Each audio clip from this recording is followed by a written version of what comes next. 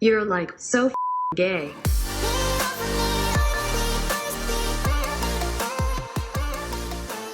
Hello, everyone. Hi, guys. Hi, sexual deviants. Hi. And Welcome wannabes. back. Welcome back to Queering the Air. It's us. My name is Matt. I use he, him pronouns. Are we doing that? Is that our official intro now? I don't know. I think it'd be nice. I mean, we talked about it in the first episode, how important it is to say your pronouns, so. That's true.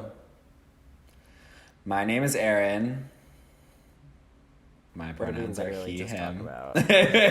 And today we're joined by one of our very good friends who we've known for years and years and... Years and years. Years! And what's your name, friend? I am Jack. I use he, him pronouns, and I have known these two bitches way too long, so we'll leave it Much there. too long. Much too long. Much too long. Our friendship ends here. Yeah, this is it. So, just a little background. The three of us were all on the same team in college, so we're already branching out and bringing on some really interesting and important guests who might have a very different worldview as us. But since it's our first interview, we decided that maybe it would be good to ease into it with someone that we know in case it takes us a minute to find our footing, Yeah, we're prioritizing chemistry over content. Jack, your shitty content. It can only go up from here, so I'm happy to be the first. You're gonna be great. We'll see about that. You're taking our podcast virginity. Oh God, This is true. That's a weird way of putting it, but I went there. the first guest. You're potting our cherry. He was number one. All right, so that was horrible. Good thing none of us ever want to be stand-up comics. All right, Jack, So- tell us a little bit about yourself. What's your Tinder bio? My Tinder That's bio a great is. question. What's your scruff bio? Oh God, all the Those above. are two very different things. I'm not sure what the exact details of each are, but basically what it boils down to is if you're younger than me, I'd rather be talking to your dad. So, we have that. A tenet of Jack's identity. Yeah, that is the one hill that I will die on. It might be like the keystone of his identity. Very fair. So that's my Tinder bio. My LinkedIn is that I do transit consulting, which is, a queer creative pursuit, clearly. And like Aaron and Matt, I went to Tufts University and I was on the swim team. Not Asterisk. a diver. So yeah, swim team asterisk for several of my years at Tufts, and then due to my extreme speed and athletic ability, I was actually asked not to return to the team.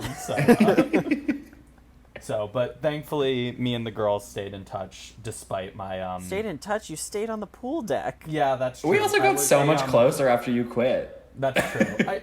I did not quit. To clarify, I was cut from the Tufts swim team and went on to continue being the team manager of the team, which allowed me to hang out with all my friends, stay involved with the team, and not do any of the not fun stuff that came with being on the team. So things worked out. I'd say they worked out. Yeah. You didn't love staring at the center black line at the bottom of the pool? It got old, girl. That's why I stopped swimming. Yeah, I don't know how swimmers could do that. I guess I should have been a diver, right? Maybe I should have done that. You could have totally done it senior year. Yeah. If could have been a diver, Jack could have been a diver. I'll cut that out. He was built like a refrigerator, girl. Like anyone could.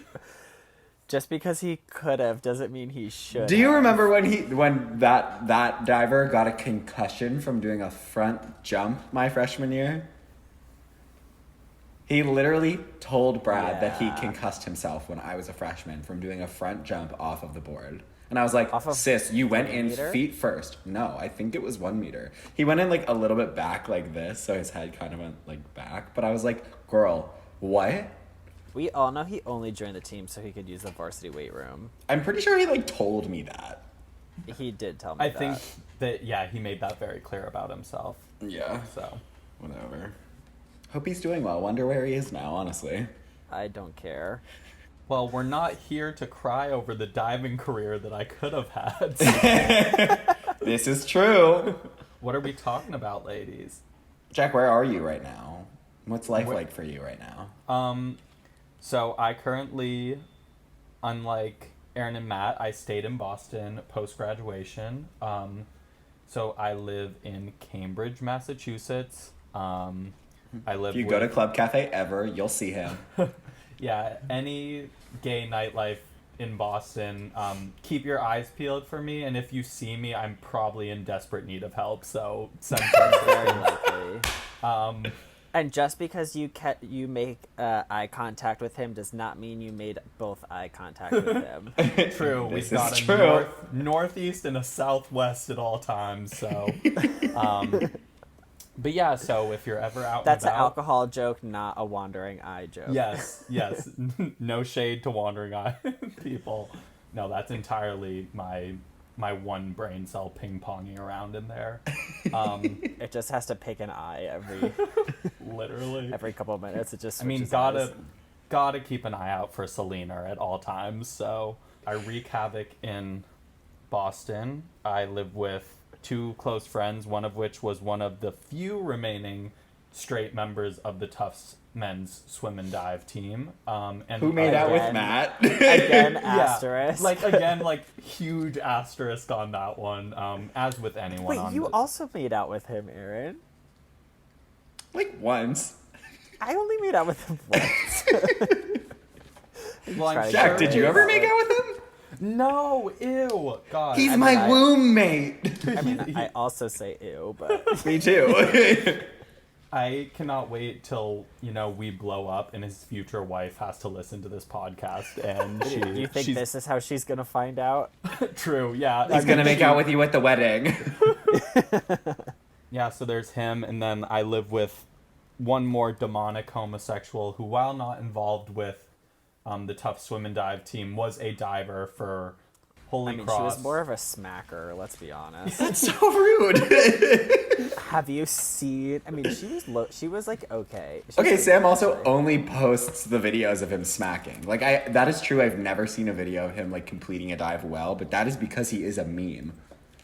Yeah, I think my understanding of his skill is completely open to interpretation, but, like, the only videos I've seen of him diving is basically like him going through a window. Like there's no like genuine diving content there. So yeah. He deleted all of that. He was like, I don't want to remember those. Yeah, no one cares about his success. But yeah, so the 3 of us live a happy, quiet life in Boston with our... You're lying. Quiet? A miserable, noisy life in Boston. Much better. Yeah, that's a little more genuine. So no lies on this pod. Yeah. If you see me out and about, normally within arm's reach is a ginger monster, and that is my roommate. And as I said before, we are both like, please call both of our parents if you see us out because we're not doing all right. So Jack, part of the reason that we brought you on the podcast today not only is because we have fantastic chemistry, but also because we think that you'd be a very interesting person to talk about something that you have already mentioned that you hold near and dear to your heart, and that is my love of older men. Older men. True, in all shapes and forms. So, do you have daddy issues? No, I don't, and God, I really pray he doesn't ever listen to this to this podcast, but my dad and I have a wonderful relationship. Yeah, your dad is pretty awesome. Yeah, he's great. He's an elementary school teacher. He was incredibly supportive of my homosexuality throughout my life. So throughout your life. So maybe let's back up a little bit. Throughout your life, interesting. When did you come out, Jack? Yeah, I want to talk about this too. I want to talk about your journey a little bit. Yeah, so I am now 24 years old, and I did not come out despite going to the gayest school in the nation on the gayest team in said school in the nation. It took me until my senior fall to come out, and so I guess I was 22, like had just turned 22. But I think that is a great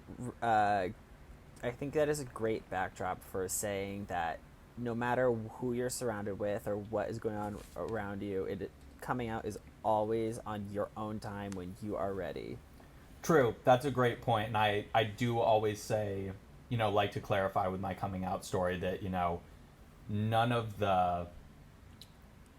that time it took, none of the pressure was external. So, everyone is operating on their own timeline.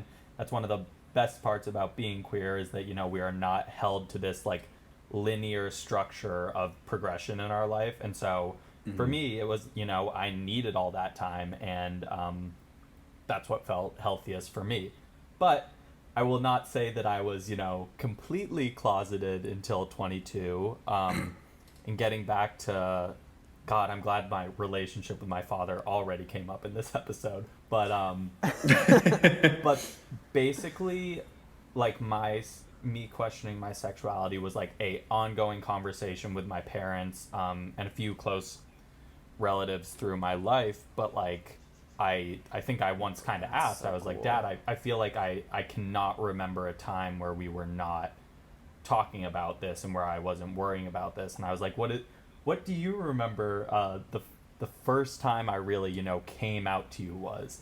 And he was like, well, you were 5 or 6, and there was one day where it was in the summer, and we were driving back from the beach, and he's like, you're sitting in your car seat. He's like, we've been pretty quiet for like 5 minutes, right? And he's like, you suddenly turn around to me, and you're like, Dad, when I'm on the beach, I like looking at men's buns. And he turns back and he's like, just again, heteronormativity aside, but he's like, do you mean women? And he was like, you were just like, nope, and turned around, and he was like, well, okay, this is my life now. So, got a gay kid. So that was the start of a very long ongoing conversation with my parents about my sexuality. But that is how I came out, was by telling my dad that I was checking out every man walking by us on the beach when I was 5 years old. So. And when you're 5, everyone's older than you. So this pattern has really just always been a thing in your life. Yeah, so that was... wow. I guess that's maybe the cutest thing I've ever heard. Yeah, so, and again, and back to Matt's point, right, I think there's this awful, narrative in society about these daddy issues, right, and I think we'll get into some of the details about the relationship that younger gay men have with older gay men. I think it's an unfortunate side effect of some, of a stereotype in some bad situations where it's always assumed, right, that it's some type of issue with your father, and I'm like, my dad could not have been more supportive, right? And so don't blame him for my messiness. This came out his fault. The other night, I had my friend Milo was over, and I was like telling him about you because I was like, he's the funniest person ever, and I was telling him that you only like, or I don't remember why it came up. I think it maybe that it was because you sent me that profile, and you were like, I don't want to talk to this boy. He's my age, and it stemmed into like, oh, well, he only likes men who are like probably 40 and up. And he goes, oh, so he's got daddy issues? And I was like, no. And he was like, does he like his dad? And I was like, his dad is a preschool teacher. Like, I was like, or an elementary school teacher. Like, I was like, his dad is the sweetest person ever. And he was like, oh, okay. Yeah. So again, we will, throughout this discussion, we will not be blaming my father. We will be breaking the stereotypes. Yeah, breaking the stereotype. Yeah. But, yeah, I have not yet had to introduce my dad to a partner who is only within, 10 years of his own age. So that conversation might be a little more difficult, but... Okay. I mean, we don't I'm picturing this.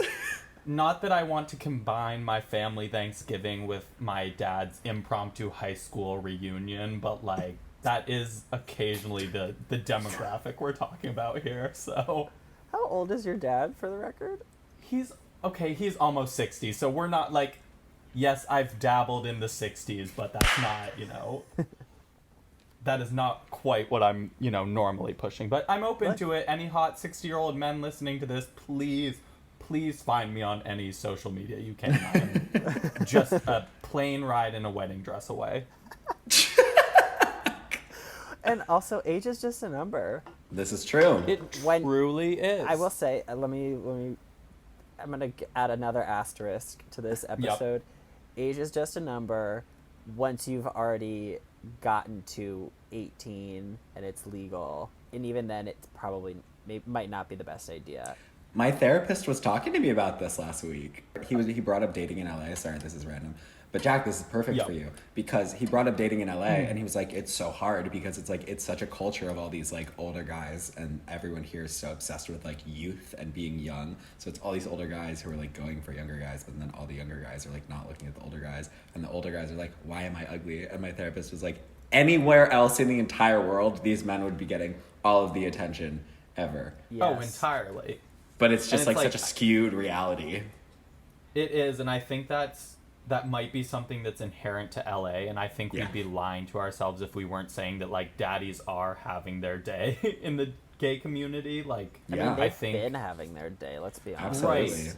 Well, and I think that's so interesting because there are these problematically or not influence attraction on like scales of femininity to masculinity and like social status, wealth, right? And I think one that seems to not have an obvious answer is like young and old, because I think they're, you know, growing up, I kind of bought into this ideal, not myself, because clearly I was attracted to older men, right? But this idea that young men were the most desirable, and like now any attractive 40-year-old man is having to fight off, you know, ravenous 20-year-olds coming after him. Like, young is not synonymous with like the hottest. Yeah. Right. Exactly. The most desirable.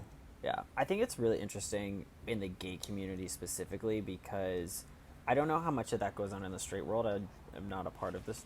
Well, I mean, we all are, but the straight world is a part of us.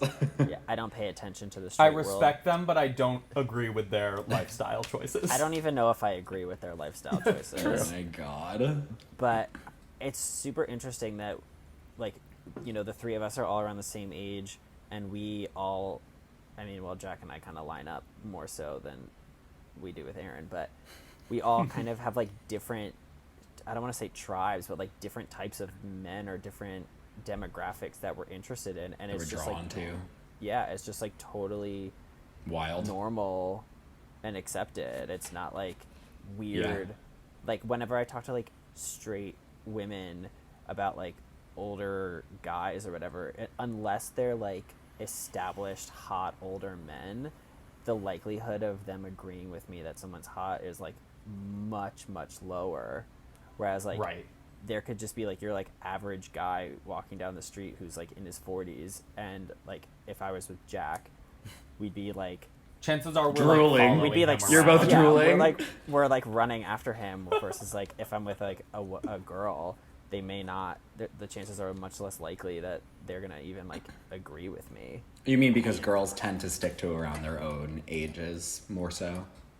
In my experience, from what I have seen with the people around me, because I don't want to generalize and not for everybody, because that's inappropriate. But I think you could also just say, like, in a generalization, we know it's not always the case, but generally what we see is like a lot of women sticking to their own like age bracket. Yeah, exactly. Or not necessarily feeling comfortable enough to like express interest. Yeah, or just appreciate. Yeah. And I think like one reason I think that difference comes up, and it, you know, I'm sure there's a lot of things that inform this, but I think when you're a gay man, like a young gay man dating an older gay man, you're operating on one kind of skewed power dynamic, right? Is that you're, you know, and again, this is not talking attraction, but in society, right, older people tend to hold more power, right? So you, but you're both males, right? So all you're really operating on in that situation is, you know, an age difference. I think that's sometimes the issue that makes that rarer for straight couples with an age difference, is that, you know, now you're not only operating on the age power imbalance, but also a male and female, you know, power imbalance. And I'm sure, you know, right. And I'm sure there are plenty of factors affect those different situations, but that's one reason that, like, in my head, I think it's more common for, you know, gay men of different ages to date, is that you're introducing one element of power to a relationship that's set up a little more balanced societally. Right. definitely.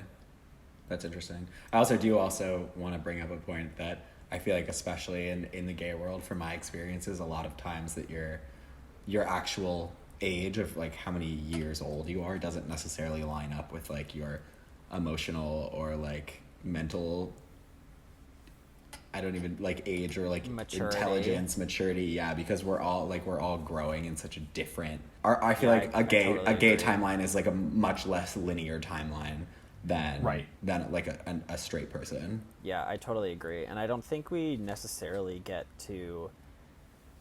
Because who knows, maybe like part of growing up and being like dating in high school or like middle school or whatever is like finding and establishing attraction with people your own age. Mm-hmm. And like if we don't get to do that, we just are like kind of have the world of men to look at and just kind of like wherever our mind fantasize about. Yeah, wherever we land on isn't going to necessarily be the people that we like, grew up around. And I don't know the psychology behind that, or if that's even a thing. But some of it I don't think is necessarily psychology. Like, I think some of it is just a numbers game, right? And maybe we'll get into later, like, maybe it's not psychological, but it's more numbers. And, like, thinking, like, Matt and I live on different ends of the East Coast, and yet we still find ourselves talking to the same men online or otherwise, but that's also because the gay world is just so interconnected and gross, right? Well, and so that's what I'm getting at, though, right? Is like what Matt was saying. I think straight people growing up have all these options that are already so near their social circle, and like think, right? You take the population you're looking at for queer people, and I forget, and don't quote or come after me for the numbers, right? But it's somewhere between like a 3 and a 5% range. That changes generationally, but when you look at a large city or a large population of people, and you're like, okay, cut it in half. That's men. Take 5% of that max. That's gay men. Take half of that number, as in people you might bump into out in a bar, and you have a tiny group of people. And so I think because the options are sometimes your dating pool is so much smaller, that I think that's one factor that influences like, it doesn't have to necessarily be someone from my graduating class. It's definitely working with a slightly more limited dating pool, I think. And that goes for friendships too. And we don't want to make this all about who we're attracted to or who we're dating. I know it's not common for my straight friends to go out to bars with people who are several decades older than them, but just as a gay man, like, again, your pool to pull from for friendships is smaller. Clearly there's already this similarity of, the growing up gay experience that we all share. So I think that age difference doesn't only apply to dating, but to gay friendships and, platonic relationships as well. And I think that also goes back a lot from my experience with like older, like friendships with older men. It's just kind of like this connectedness that I think a lot of queer individuals feel within this community, where it's like you feel like just like because you are from the same community, there's a lot more of a sense of community. And I don't even think that much about like being friends with someone based on their age. It's more just about like if you get along at all. Mm-hmm. Yeah, I totally agree. I mean, like I've got some really good friends who are like, and I'm sure you guys do too, who are in their like 40s and 50s, and I don't even think anything of it because they are good friends and we have a great time together and we have this connection that we've talked about. But then I go to like talk about them with my parents, or like mention, like my parents will be like, oh, like what are you doing this weekend? It's kind of weird to be like, oh, I'm going over to somebody's house for dinner who's your age, who's 50, literally who's 10 years younger than you, who was in their graduating class, like yeah. And in my mind it's totally normal because there's nothing sexual about it, there's nothing predatory about it. It's not we have a shared experience, and even older gays who have kids, like there's still just a connection there between us intergenerationally that doesn't make things weird. Right. And I think, that so many straight people grow up with their behavior modeled out for them by straight adults within their family. And I think a lot of queer kids are left kind of grasping for that, an adult presence that can teach you this is how you can grow as you age, right? You know, there's not necessarily a blueprint, or we don't have as many examples. And I think that again, like I've said, I don't, you know, I had incredibly supportive parents and a supportive family, but you know, there still wasn't someone I was like, I can kind of mirror my life off of yours. And I think that that's where these intergenerational queer relationships come in, because it's, you know, if you weren't lucky enough to have a queer family member, you probably didn't see what queer adulthood looked like. And so now I think it's important to kind of, you know, see that modeled within your community. And to increase representation. Yeah. Like, because there's also, like, nothing when we were growing up about, like, older, just normal gay people in the media, really. Mm-hmm. Yeah, and even if we did see something that was, like, normal or, like, modeled after heterosexuality and that, like, timeline that we've been talking about, like, there are so many different types of, like, relationships that you can have and ways that you can live your life that queer people get to experience that, you know, are not based on that, like, heterosexual romance, you know, 2 kids in a white picket fence progression. Mm-hmm. And so having these relationships with older gays opens you up to all the different possibilities that you can have for your life. And I think that is, like, one of the most beautiful things about being queer is that, you know, like we've really established, like, you know, you're not tied to that progression narrative. And and by having those relationships, you get to explore and learn so much more than, like, you know, we even see on the media. I also do want to jump in and jump back. I think that it's also important to note, like you were saying, that a lot of the time these relationships, there's literally nothing sexual about them. And I think that it's a horrible misconception and a horrible stereotype that we grew up with, that it's like gay men the only reason that they want to have relationships with each other, and I say gay men specifically, but again, like, maybe this would encompass all queer individuals, that it's like the basis of relationship isn't necessarily sex. It can just be friendship, but I feel like that's not as talked about as regularly. Mm-hmm. So I just want to throw that in there for everyone listening, because, I mean, even I sometimes catch myself like falling into that mindset of, like, oh, this older person's trying to talk to me, like, I wonder if they're trying to hook up with me, and then I'm like, it's not about that. No, but there definitely are times where, like, there is a one-sided attraction that is the basis of the, like, initial encounter. You know what I mean? Like, if you're at a bar and, like, some older person, like, is generally or genuinely coming from, like, a place of, like, oh, like, this person seems nice or whatever, like, I don't think it's crazy to, like, kind of jump to conclusions in that case, because, like, why do you talk to strangers in bars? There's kind of an established narrative there regardless of who you are. But, like, when you're with groups of friends and, you know, you meet a mutual friend or, like, a friend of a friend or something like that, and they happen to be older, like, those have turned into, like, some of me and Dave's, like, closest friends. Yeah. That is true. That the setting, of course, plays a part. Yeah, absolutely. I mean, if you meet somebody at Paradise Basement, I can't imagine it's the same as meeting them at Tea at P-Town. No, absolutely. But that also, of course, is just, that happens with anyone. That's regardless of age. Right. When I'm meeting people at a bar, it's not like, oh my God, like, we should just, like, go read books together. Like, I don't know. If that's what you want to go to bars for, more power to you. But, no, it's true, though. And I think, you know, I didn't have a thought there. The one for himself pinging around. I mean, I haven't had an original thought since 2014 regardless, but that specifically, I didn't have anything to add. Jumping back, I mean, actually, Matt, is there anything else you want to talk about that? Anything that comes to mind? I mean, there's plenty more that I want to talk about, but we can always just, like... I want to talk a little bit about, really quickly, Jack. Do you feel like there was a big change in you when you came out?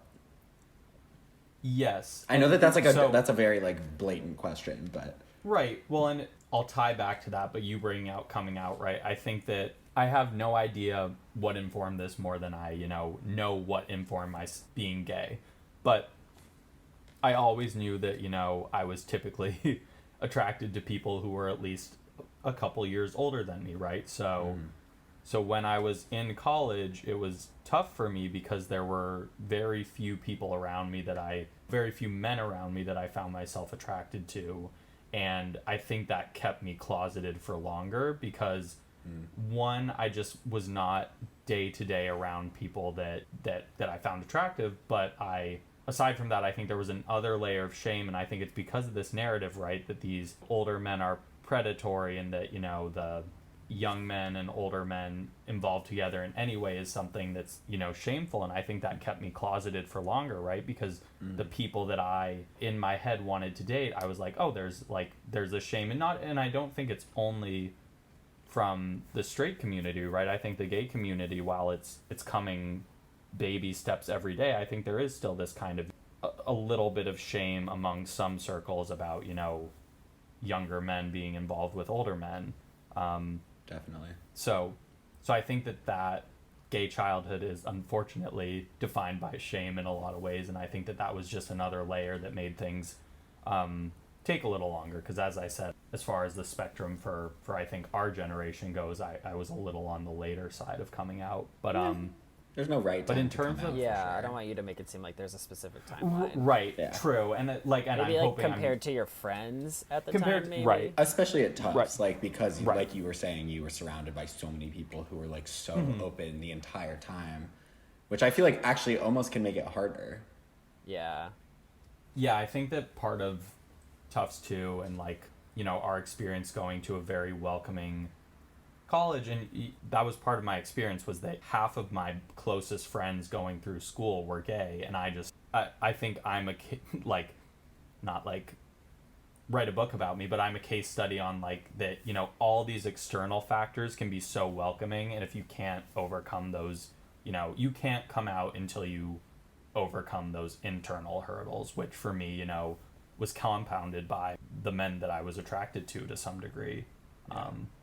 In terms of, did I change once I come out? I've been told by many sources that I got a lot funnier, but also a lot dumber, which I can confirm. That I would corroborate those sources. I wouldn't say that you're like, dumber. I mean, I would, if I'm joking with you, I would say that you're dumber. But I think that you're just more comfortable with yourself. I think you're more okay with being stupid, and I think you're more okay with being your dumb, goofy self, and not necessarily I don't think you lost brain cells, but I think you're just more okay with I did, but that's the poppers. That's not the coming out. No, and to your point, right, I think it's, and I don't think, and, this is my personal experience, right, but I didn't feel like I was sheltering a huge, huge chunk of myself when I was closeted, right? I felt like I was, the way I interact with the world, except for the things that are, explicitly homosexual, were pretty much the same. But you're right. I think that even if it's, I'll admit, right, that, the teenage years were definitely difficult with internalized shame. Once I got to school, the shame was kind of gone. I just could not find the right way to finally address it and be open with myself. But yeah, I think that hiding any part of yourself dulls your personality. No, I would agree. No, I think you're on the right track, because I think the same thing happened with me. And I don't want to, and I think that's a big thing, and this is totally unconnected, but I think an important part, right, is that your queerness is not defined by whether you've come out or not, right, and you're still just as valid of a member of the queer community, whether you're closeted or not. Yeah, that there, I can't lie and say that for me, there was not an element of my personality that I feel like I was able to express more freely due to coming out. And that was all, again, internal comfort with myself. Absolutely. Yeah, I totally agree. I mean, I think I went through pretty much the same thing. I've always been pretty outgoing, even before I came out, but I just found that after I came out, there was just a no holding anything back kind of thing. I didn't have to think about what the impact of what my words might say. There was nothing to hide anymore, so it was just kind of opening up and being able to say, I felt like I was able to find my sense of humor, really, or really be able to indulge myself in the things that I was truly interested in and be able to talk about those things right? To a degree. And I think that's because, like, when you are still in the closet, it's not necessarily that you're a less rainbow part of the community, but so much of your energy is going towards, like, constantly thinking, like, oh, well, how is this going to affect how people see me? Like, oh, can I do this? Will this look... Like, you're constantly minimizing parts of yourself so that you don't necessarily stand out as much, and you're not really yourself until you come out, I don't think. And I asked that because... Your whole self. Your whole self. Yeah, you're like like part of yourself is showing for sure. But I asked that because I feel like I saw a huge change in you senior year when you. What do you think? I want specifics. You want specifics? Gas me up. I mean, I talked to Matt about this a little bit when we were talking about who he wanted to be guest, and I feel like your story or like my experience with you from when you came out was just so interesting because we weren't really that close. I personally don't think until senior year we were friends. We were on the same team and we hung out, we had fun, but it was never like I don't think we had like an electric of a friendship or anything. And I don't want to say like finally he's coming to the bars with me, so now we're friends and we're having more fun. But I felt a change in just you kind of as a person. Right, and I think personally for me when I was closeted, as much as I will honestly say that, you know, my closest friends, some of my closest friends were gay, I feel like I always kept people at arm's reach just a little bit, as in just to the point where I did not associate with that group as in like, oh, these are my gay friends and I am one of them. Like, I think there was always a little bit, and again, that's what Aaron was saying, you know, kind of humor and conversation wise, right? You know, if you're always doing these little mental checks of, you know, how do I make sure that I am not buying fully into association with this group of people, that's not 100% authentic. And I think that for me, again, to finally be like, these are the people I want to dance in the corner with, like, these are the people I want to go out to bars with, right? It's like, I think for me finally to be like, not that I just have to be like, yes, of course I have like these close best gay friends. I'm like, they are my best gay friends, and I am also gay with them, and we go do gay things together, like gay activities. Yeah. I think that was important, and I think we're constantly growing, and I think one thing I find a little problematic is this idea of like the construct of coming out as this like big debutante moment, right? I think there's a lot more attributed to... You didn't walk down a staircase in a white gown, Jack? No, but like, and I like everyone, like, I love a good spectacle, don't get me wrong, but but I think that, you know, this idea of coming out as this one-time thing puts too much pressure on people who have not made that big step, right? And, you know, and I feel like it's an overstated thing, but, you know, you're always, as a gay person, you're always coming out, right? You're always telling new people, you're entering new circles, deciding when to disclose this stuff. Thinking of it as a more continuous process takes the pressure off of having to Judy Garland style spin around the hills and, you know, scream it from the mountaintop. And I think that puts a lot of pressure Julie on. Andrews? Yes, he does. He's such a bad guy. Outed as a covert heterosexual. Every single man that you're interested in who listens to this will never speak to you again for mixing those two up. Shame. My name is Aaron Idelson. Goodbye. I live in Los Angeles. Oh, God, they will never forget me. Oh. Forgive you? No, they'll forget you. They just won't forgive you. Oh, what was his name? The guy in Sound of Music? The, like... The Nazi? Or whatever. No! Ralph! Rolf. He was way too young for Jack to be interested in. Absolutely. Well, if he watched it when he was 5... Girl, he was 17 going on 16. Absolutely not. The dad. Who was the head of the house? Oh, the Von Trapps. Yeah, it was like Colonel Von Trapp. Captain. Oh, Captain. Got promoted. Captain Jack Sparrow. No, I mean, I feel like at some point this conversation has to come to like childhood sexual awakenings with older men. We can.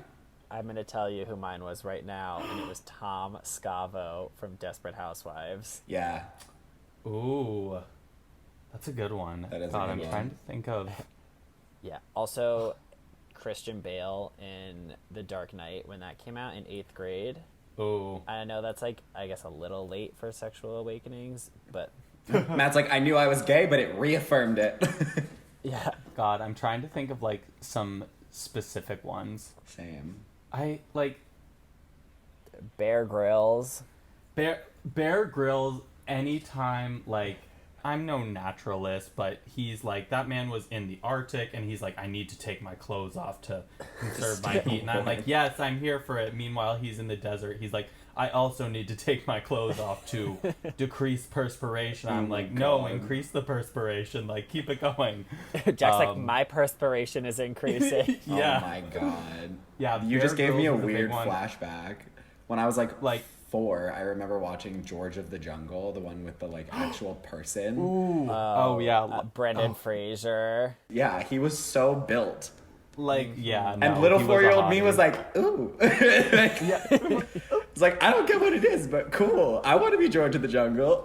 I like, please cancel me for this, but like Billy Ray Cyrus, like growing up watching Hannah Montana. I'm hanging I up was the always call. like, yeah. No, this is over. You lost me. You lost me, girl. Jack's It's fine. Instagram will not be God. linked in the podcast.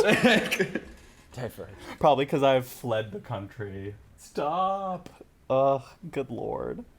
Oh my goodness. Okay. I think it's, yeah. I think something else that we should point out here that is, but is also a sign of just larger society that we were kids in, is that every single person we just named was white. Yeah. Yep. And I think that it's slowly maybe starting to get better, where Slowly. very slowly are finally starting to see like Black and Asian and East Asian, Latinx. Latinx and Middle Eastern Yeah. men who are objectively Quote unquote and sex symbols. subjectively very attractive, finally starting to kind of get what they're owed. But I think the progress that is being made is a lot of times those men tend to be very close to Eurocentric beauty standards. Yeah. So there's still lots and lots of work to do there. All of the people and the actors that were considered hot or desirable have always been white men who are conventionally attractive with muscles and great smiles, but have never had standards of beauty that we see in other areas of the world. Yes, Again, it's true. I think media has... Yeah, it's true. Media has, I think, come a long way to our present day, but especially us all being in our mid-20s, like the people that we all listed, it was 2000. It was 1999, 2000 to 2005. right. And I'm not, absolving the current day of the problems that it is still facing, right? But I think back then, even more so, right? I think it just cements how important representation is, because, we talk about these childhood sexual awakenings for a reason, right? These are people that are flashed before us that kind of are our first introductions to these like somewhat romantic and sexual feelings. And I think that by having such a high percentage of those being these, white, Homogeneous. muscular, masculine men, I think that it's... Or only seeing one type of man. Right, exactly. It's just, again, if that's what you're shown and that's what you're bombarded with as a child, and again, not saying that we don't have to go into the fact that, heteronormativity, these men were not technically marketed to us, but like Doesn't matter. right, but It like worked. they still did We it, still but, bought it. but you're right. It's just, again, at such a formative age, I think that's It's true. we shouldn't have to do this unlearning so far into the future, but it's in those formative years, if that's what you're being shown so many times over and over in the screen, that's going to inform who you find attractive. And that's even ignoring, for non-white gay men growing up, not only who you find attractive, but, are you able to find and consider yourself attractive? And I think, that's why, again, we are hoping to push closer and closer to more representation of all different types of men and different types of people on the screen. Definitely. Something else, kind of switching gears a bunch / going back to what we were talking about, I'd love to talk a little bit about the importance of intergenerational relationships in the gay community. as I talked about in our intro episode, that I am really, really interested in talking to older gay men and hearing stories that, we're not told often, and learning our own history. I think something that we don't talk about nearly enough is that, our community lost an entire generation of artists, of writers, of like lawyers, of businessmen, or businesswomen, business people, just people in literally every sector, people Incredible everywhere stories. and all those stories with it. And there is like serious PTSD from the AIDS crisis in our older generations, and they see the world very differently than we do. You mean right now because of what's going on with Corona, right? Well, both. Okay. I know that, like, I've heard from a lot of older gay men who have lived through the AIDS crisis that, like, once PrEP came out, like, they don't understand why people would then go on to, like, have unprotected sex. Like, that is still for them, that is not their, like, fail-safe. They lived through something that's really unimaginable, and then this drug comes out that is able to stop the contraction of HIV. And I mean, asterisk, I'm not a PrEP expert. They aren't really comfortable, and they're kind of shocked that people are just like, oh, okay, yeah, no, we're fine, we can go back to having unprotected sex. So careless and carefree. Yeah, it's very triggering for them. And that being, sorry, for anybody who's listening who doesn't know what PrEP is pre-exposure prophylaxis. It's a daily pill that you take that is, I want to say 99% or 95%. I think a little It's higher. like 99.9. Oh, is it really? Okay. It's very high now. Percent effective at stopping the transmission of HIV/AIDS. If you take it every day.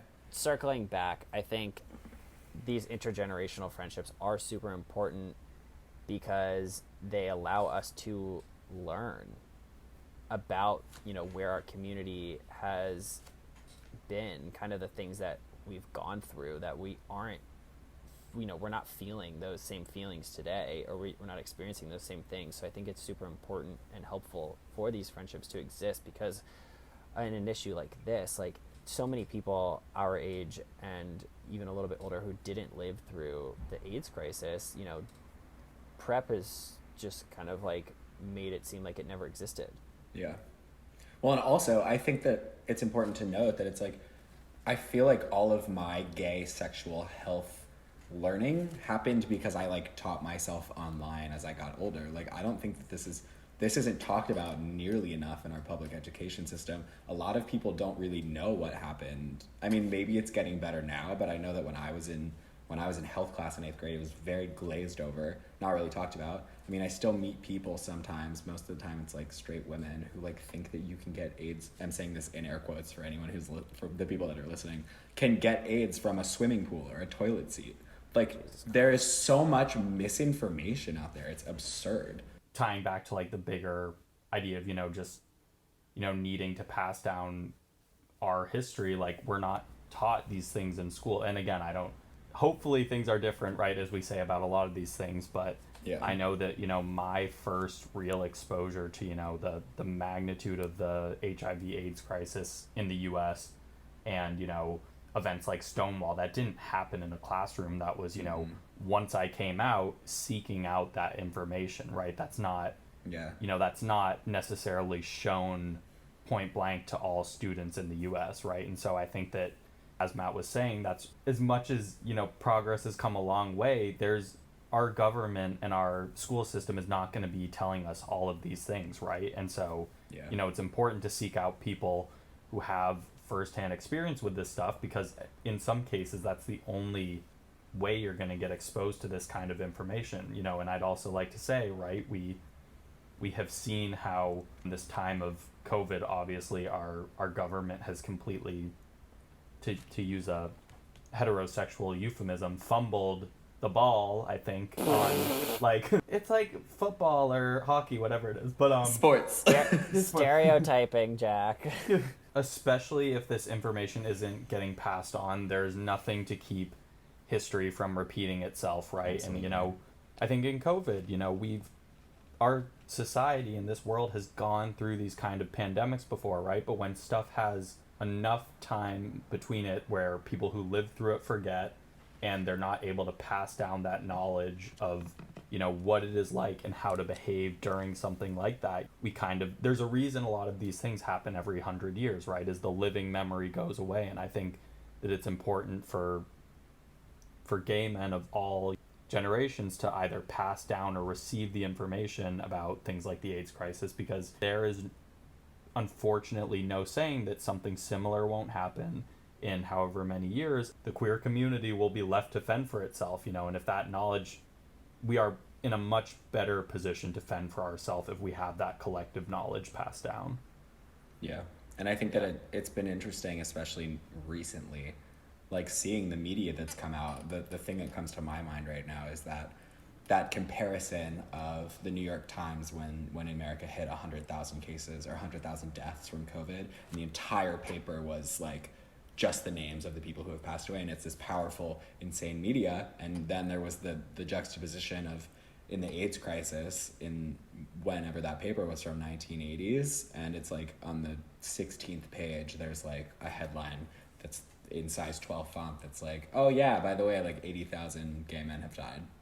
You know, celebrities and, you know, people have, and I think this was, you know, maybe more towards the beginning, but, you know, painted COVID as this great equalizer, right? Which, again, we can look at the HIV/AIDS crisis, and we're not, you know, don't want to continue the narrative that it was just, you know, gay men that suffered from that, because that wasn't the case. But you know, COVID is not, you know, Equal. painting an equal brush across America, right? The you Exactly. know, the rates of death among Black Americans and Latinx people is, you know, it's absurdly, you know, disparate between the white communities. I think that's where the comparison can be made, right? Is that there are these portions of the population that that the government is basically treating their deaths as, you know, more acceptable. We can look at COVID and AIDS and under that same lens, kind of there are subsets of the population that the government is less willing to help through the crisis. In that way, they are comparable. I think the fact that they are ravaging minority populations is comparable, and I think it's important that we kind of embrace those people who lived through the AIDS crisis, who are kind of, you know, undoubtedly still dealing with the PTSD of, you know, having with the majority of your friends just drop like flies. Right. And I think that is our job as young queer people to make sure that those like older generations are feeling welcomed and embraced and loved in the community that they have like literally fought for. The big thing, and I know I just said it, is that like with older queer people who have, you know, lived through not even just HIV and AIDS, but just like a country that didn't accept them or embrace them the way that we are beginning to be much more embraced and accepted now. It's to bring them in to this new world and make sure that they are feeling like they are as much a part of the community that exists now as we do. Them. Yeah. Right, exactly. Yeah, totally, and that's the thing, them. like how terrible would it be for someone who basically, you know, built this for us to then feel, you know, turned away, like they've at the aged door out of their own community. Right, exactly. And I think that, you know, a lot of what we've talked about these relationships with, you know, older generations, we've talked, you know, kind of, you know, among the intertwining roles of, you know, sexual relationships and friendships. I think that it's just, you don't have to want to sleep with everyone at the bar, right? And it's, you know, these spaces, while they're in some ways kind of more sexually charged, that is not their only purpose. Young white gays do not disparage the older generation being in these same spaces as you, right? And, you know, making the assumption that it's predatory or that they're only interested in sleeping with you in some way. I think those are assumptions we have to get away from, because what it turns into then is, you know, making people uncomfortable in the spaces that they built. Should we end on saying, like, what's the gayest thing you did this week? I think the gayest thing I did this week was earlier this afternoon. So as I mentioned before, I live with one heterosexual man and one homosexual man. And as I was wrapping up work, I heard our carbon monoxide detector go off, which is not a good sign. And so I did not know what to do off the top of my head, so I looked it up online, right? And it's clearly exit the house and, call the fire department.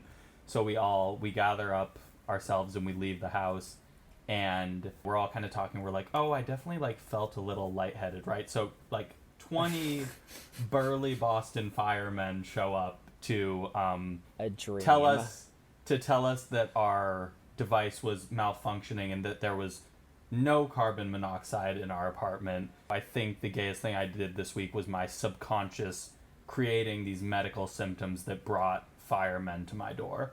Oh my god. We should have saved you for last. Fuck.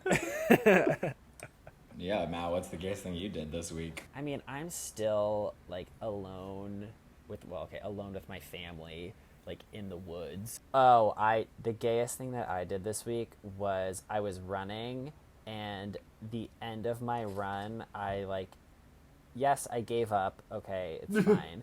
A remix to Heart to Break by Kim Petras I decided to put on, and I did not run, but I strutted back to my house, and no, it definitely didn't look good, but it was pretty gay.